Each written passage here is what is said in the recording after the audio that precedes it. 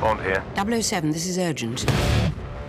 Mission-critical biotechnology for our defense forces. One of their senior researchers, Malcolm Tedworth, went missing. We received a tip that he's alive and about to sell that research to a buyer in Istanbul.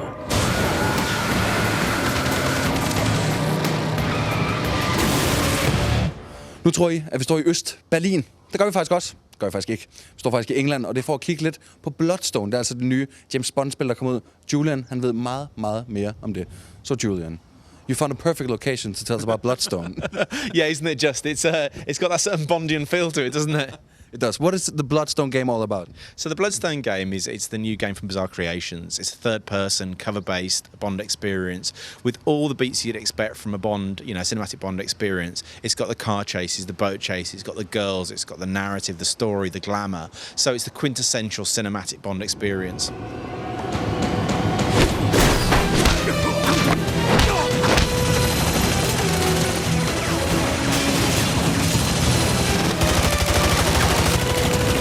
There's a lot of James Bond games coming out. We also see the GoldenEye game from way back in the Nintendo 64. Why bring so much James Bond back?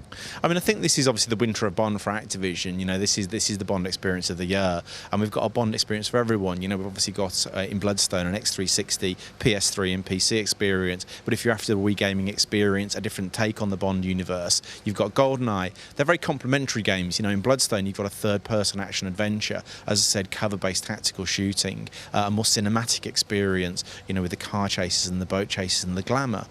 Whereas GoldenEye is a more immediate experience. One's like watching a Bond film and taking part in a Bond film. The other one's like being James Bond and experiencing what it'd be like to be a secret agent on a mission with all the, the nostalgia that goes around the GoldenEye franchise. They're very different games. And, hopefully people out there are going to play both of them, not just one of them.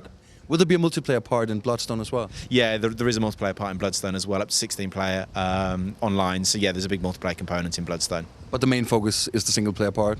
Yeah, I mean the main focus of Bloodstone is that cinematic single player experience, but we really wanted it to be a comprehensive online game as well. So for people who want to play the game, after the single player experience is over, there's something to keep them coming back time and time again.